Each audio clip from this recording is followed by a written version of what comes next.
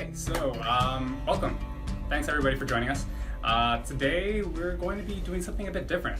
We want to talk to all of our nonprofit clients and customers like we do every single day, and we want to bring so much value to you. All the time we're having these conversations about a lot of technical issues, and unfortunately we're not the experts in everything, but we have great friends in the sector, and something that's always amazing about the nonprofit sector is that we're willing to share all of that knowledge. So today we actually are going to talk about something that's been coming up quite a bit in our conversations on phones and in person, and that's nonprofit accounting. And to talk about that, we brought Chris Brush from Enkel. So, welcome, Chris. Thanks, yeah. So why don't you tell us a little bit about what Enkel does, and then we'll dive into the exciting world of NPO accounting. Thanks, yeah. So Enkel is a back office solutions company. That's obviously a mouthful. We don't really like to say that, but that's the best way to kind of capture what we do. Mm-hmm. We do everything from bookkeeping to kind of month-end and year-end accounting, as well as support at the board level. So controllership services, helping people with financial reporting, with questions about filings, all kinds of fun stuff that accounting world relates around. So I find it exciting. A lot of people don't, but that's kind of an overall view of what we do.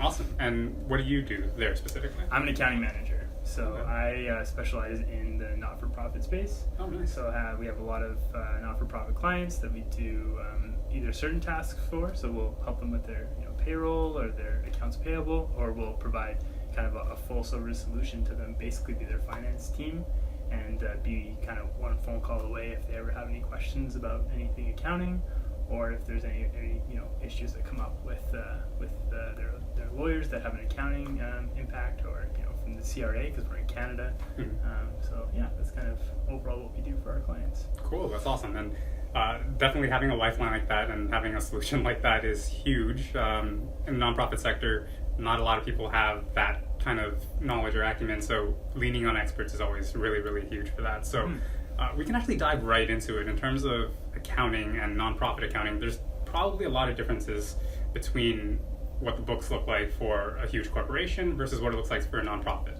right? Yeah. So what are those differences? Yeah, so I think there's a couple of things to highlight. Now, this is a Canadian context. I should be really clear about that. In Canada, there's a handbook section for not-for-profit accounting. That's what we use to do those transactions and keep those books. It's obviously different if we're talking about outside of Canada. So this is a Canadian concept only. So the main difference I think that everyone would be aware of initially is when you look at a financial statement for a not-for-profit organization, the income statement or profit and loss is going to look a lot different. Sometimes you'll see something called restricted fund, and you'll see all these different kind of funds. So your capital fund or your unrestricted fund, and all these numbers, rather than just one column of expenses and contributions for the year. And that's called the restricted fund method. There's another way to do it as well called the deferral method, and that's where you keep any restricted contributions as a liability on your balance sheet until you spend the related restricted costs. So it gets kind of technical. I don't want to get too deep into it, but that's the biggest difference, is when you look at the income statement of a for-profit entity versus a not-for-profit. That's really where you're going to see the main difference. There's also some language differences, but that's fundamentally quite different. One of the other big things is the governance requirements. Okay. So here in British Columbia, where we operate, we have something called the Societies Act. That's kind of a new thing. It's come in 2016, and all societies, which are the majority of not-for-profit organizations, need to convert to this new act by November 2018, and that brings with it a lot of certain requirements in terms of disclosures and financial statements, so around remuneration. That's a very BC specific piece, but every jurisdiction has regulatory requirements that are different for not-for-profit organizations compared to a for-profit entity. So you definitely have to be aware of those requirements from a financial statement accounting perspective. For sure. So yeah, already you can kind of see a lot of the really minute details that matter a whole lot when it comes to that. So Yeah, no, so that's awesome. Was there anything else? Yeah, there's a couple more smaller things.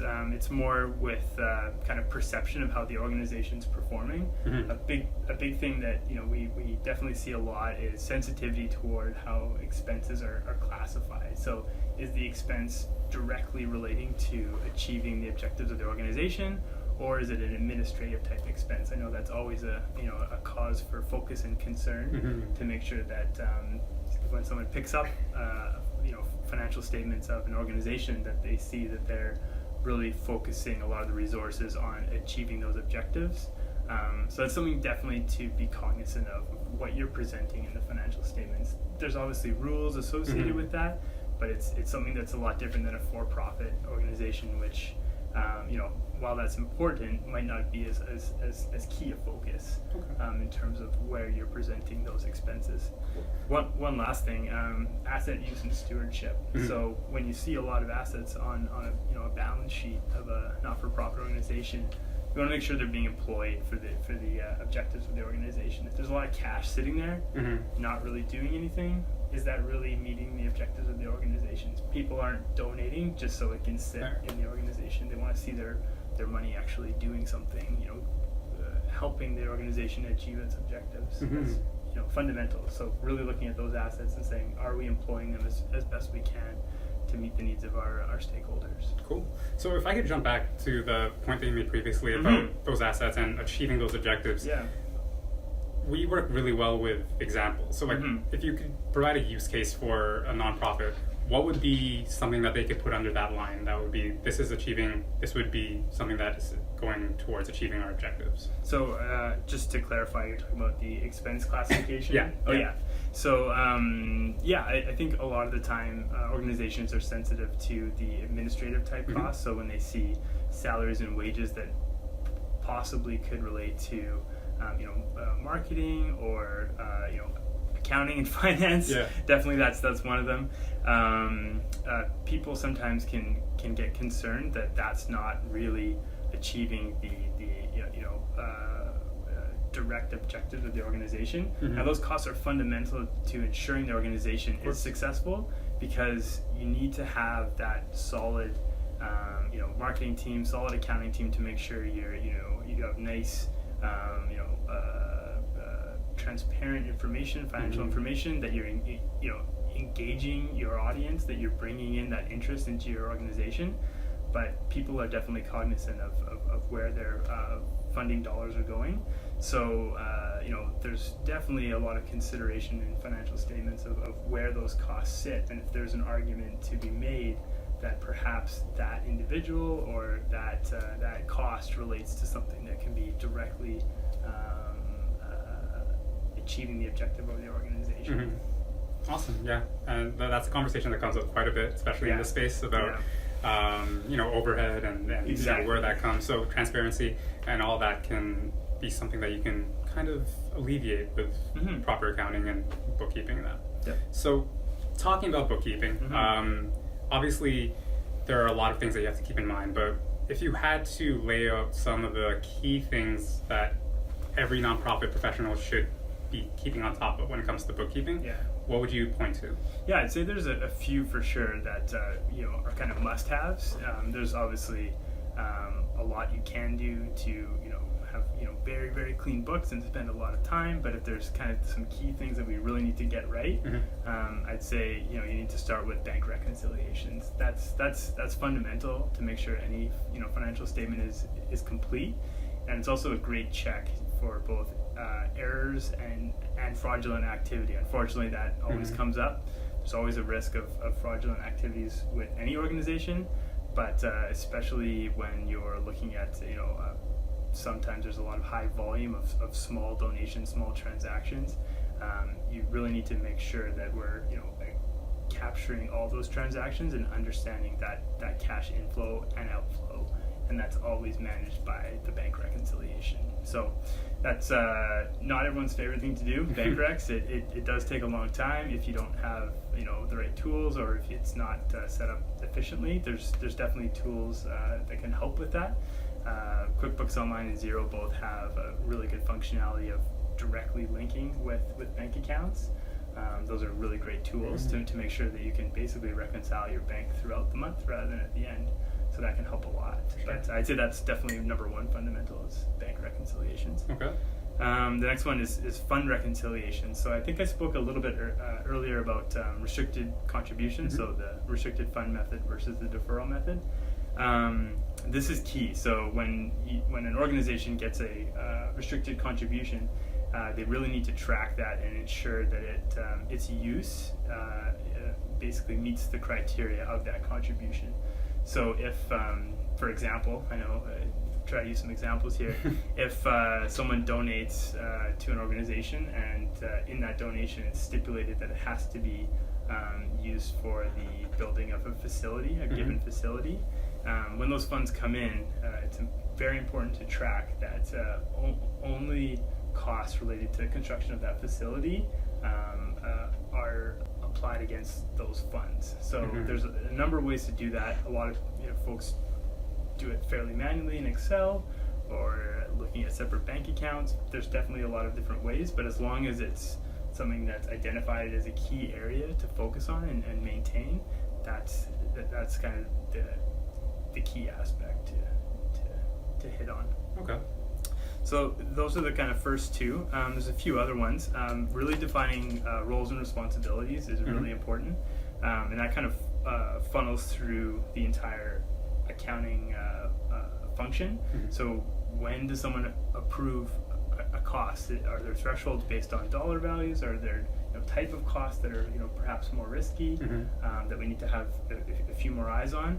So it's really important to have very clear roles and responsibilities and communicate that to the full staff so that we can really understand when expenses need to be questioned or challenged or followed up on further if needed. Yeah, so that's kind of the first three there. Maybe I'll throw one more. Financial information needs to really be useful to the organization. So understanding what the KPIs of the organization are, and if the financial information from the bookkeeping is doing a good job of presenting that. So do we know our key metrics? Are we measuring the things that we want to show our stakeholders or have our leadership understand so they can make better decisions? So that's where bookkeeping can play a really fundamentally important role in terms of the organization's decision making. So usually it's best to look at, okay, what do I need from my financial information, and then build your bookkeeping kind of backwards from that. Okay, so starting with the end goal in mind, and then trying to figure out how you can report against that. Awesome. So you also mentioned the roles and responsibilities. So what kind of roles and responsibilities could you typically delegate in a nonprofit when it comes to bookkeeping? Yeah, and that can be a challenge depending on size. So if it's a smaller organization, trying to keep people separate from who's receiving cash, who's depositing cash, who's authorizing payments. It can be challenging in a small organization, but as much as possible, really trying to efficiently divide those responsibilities so you have multiple touch points. It helps really ensure that opportunities for fraud are limited as much as possible. I know we don't like to talk about that, but it's a really important thing to address and focus on. And at the same time, it actually helps ensure that the financial stewardship of the organization is achieved. So if there's someone that's perhaps very interested in a certain program, but it might not meet the strategic objectives of the organization, having that second layer of eyes just to ensure that it's really aligned with the organization's objectives is key. So something like an organizational chart broken down by thresholds of purchasing that's perhaps shared office-wide can really go a long way. That can be a fairly simple tool that can achieve a lot when there's a lot of clarity in terms of, okay, Steve's got to sign off on anything over $20,000, and Carol's got to sign off on everything over 100 with Steve or something like that. Really clarifying that is really important. Yeah, awesome, very cool. So were there any other basics of bookkeeping? If you want one more, I can give you one more. Let's do one more. Okay, let's do one more. So I think this is a big one in our experience in Canada is really understanding what the regulatory requirements of the of government authorities are, and that's probably any jurisdiction. I'm sure it's the same in the U.S. and elsewhere. The CRA, the Canada Revenue Agency, has very specific rules in terms of books and records. So where books and records are maintained, for how long, can you trace your end donation to its use? That's very, very fundamental and important. So really understanding those requirements, and is the bookkeeping meeting those requirements? Because if it's not, there's a very significant risk that there could be consequences from a charitable status kind of framework that perhaps that opens the CRA up to assessing if that organization is meeting the criteria. So it's really important to kind of get ahead of that, make sure you understand the CRA or other regulatory requirements, and then ensuring that your organization is compliant. For sure, and that's really interesting, and because it plays to the point of being transparent as an organization. And you talked about tracking the donation to the impact. So how would you achieve that through whether it's bookkeeping or other methods? Like, how do you actually show that? It actually can be challenging. So traditionally, it's been fairly paper based. So organizations that have operations and kind of activities overseas, for example, and usually need to have copies of all end transactions back at the Canadian location if funds are coming into a Canadian headquarters, quote unquote, and then actually being used overseas. That information had to be maintained in paper in the past, at both locations, which can be expensive and challenging, and it can slow things down. There's definitely cloud-based tools now that can assist with that. That's pretty helpful as everything moves to the cloud, where we can share information much easier. In the accounting softwares now, so some of the ones I spoke to earlier, Xero and QuickBooks, cloud-based, where everyone can have access no matter where you are in the world, as long as you're connected to the internet. You can maintain the books and records, within those systems fairly functionally, and they're fairly user-friendly as well. So you can have those, field teams maintaining the information of that end use. So if the CRA auditor comes through, or what have you, you have those books and records on hand to support their queries and questions. Awesome. Yeah. Cool. So obviously we went through a lot of things that you should be keeping on top of, and there were a lot. Yeah. There were quite a few. So one of the things that we do come across a lot with, especially with the nonprofit sector, is this is the typical scenario.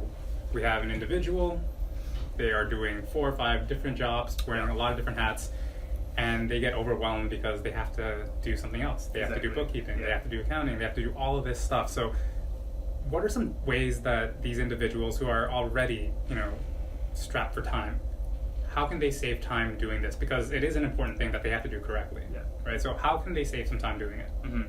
So the good news is it's a very exciting time for accounting. Like, that's me saying that, but it definitely is. No, There's amazing tools out there. This is a really cool time with tons of automation.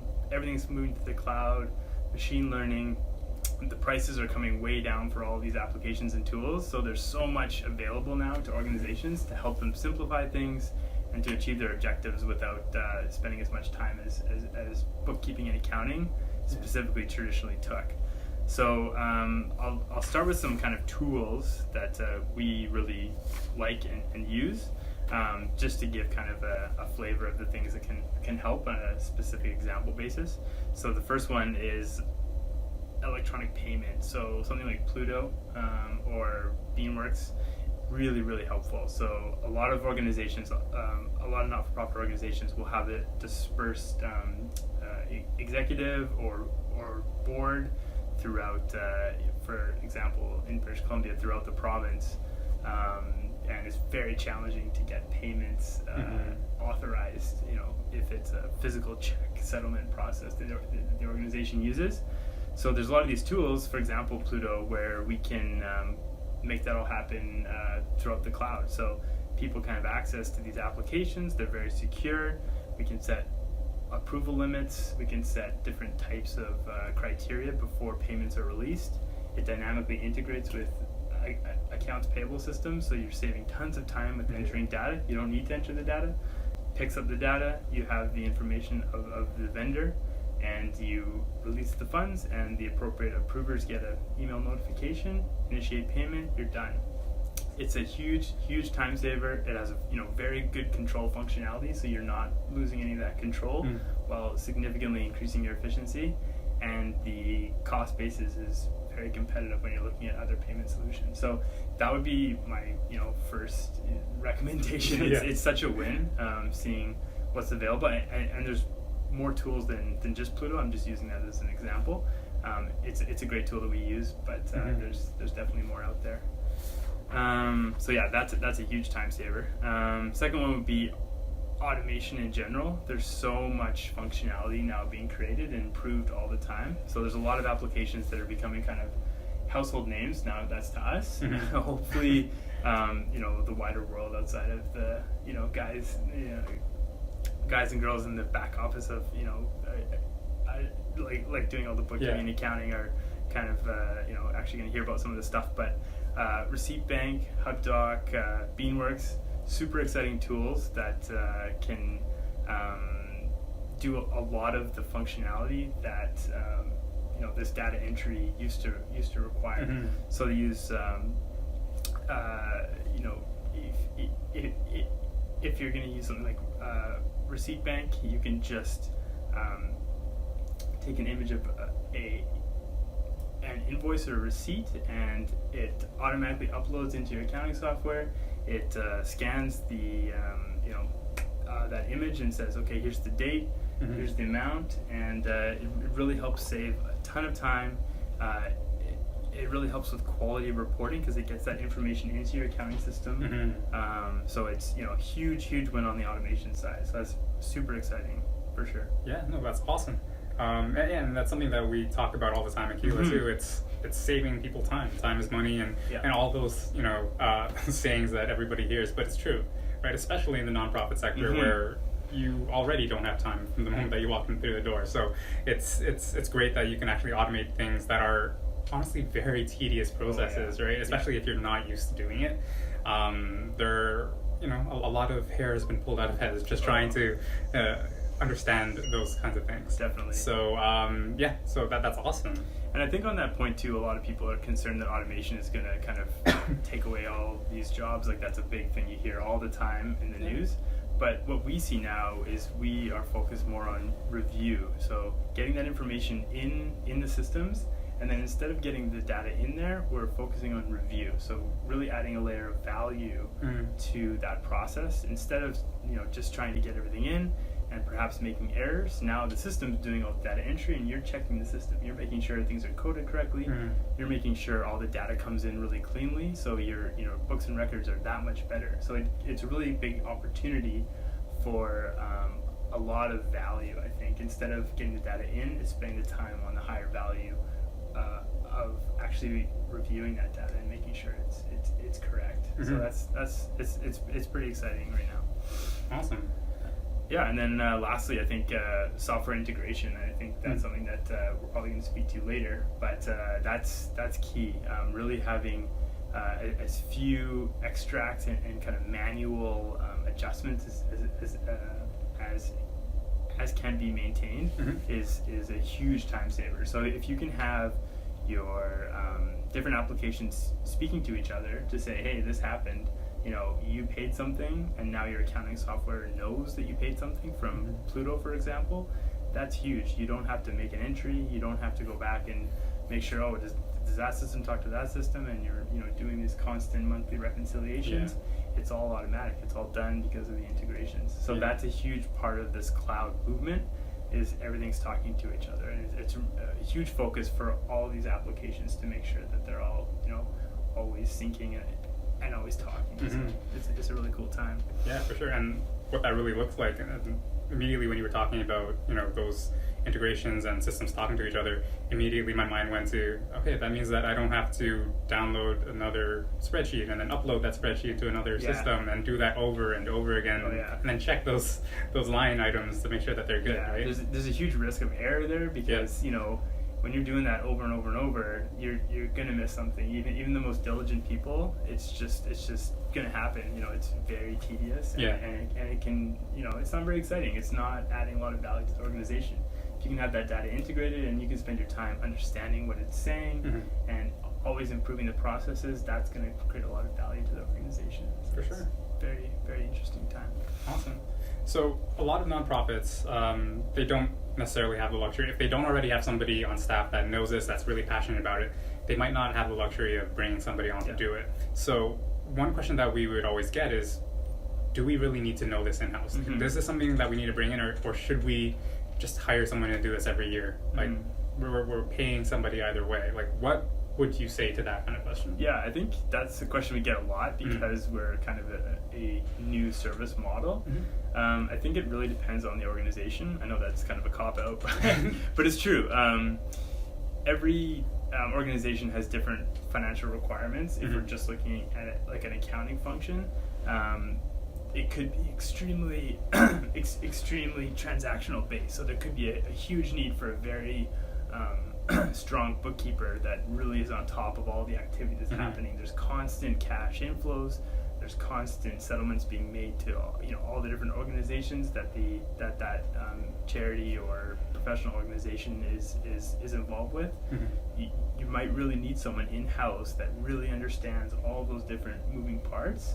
That could be fundamental to the organization, or there might be some more complex regulatory requirements. There could be grants. There could be certain areas where the organization is really well served with having someone with specific knowledge in-house to ensure that those requirements are met on a consistent basis and that knowledge is maintained in-house. Now, looking at that, there's also an assessment that needs to be made. If you want to have all those resources in-house, are you going back to this asset stewardship piece? Are you using the assets, most efficiently? Are you having a significant finance team that perhaps doesn't need specific skills as part of the organization, that could be better served by one service provider in a certain area? So if payroll is not something that's terribly complex or important to the organization, doesn't make sense to maintain in-house. Those resources that are expended on completing the payroll process could be perhaps better employed in other areas, focusing on the objectives, like we talked about, moving some of those costs to those different lines where people are really focused on looking at what if the organization is achieving those fundamental objectives that it's laid out for itself.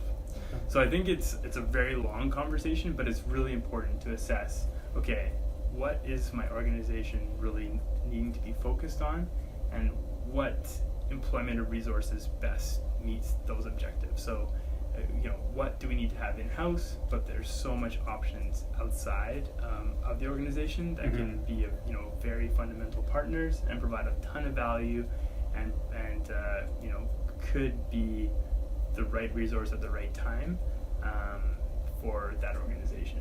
Cool. Yeah, so definitely an internal conversation that has to be had, a strategic conversation. And if they do come to that point where they're like, okay, maybe this isn't something that we can handle internally, what's a good resource for them to reach out to? Where can they go to start that, at least have that kind of consultation about maybe we should look into this? Yeah, so there's tons of great resources out there.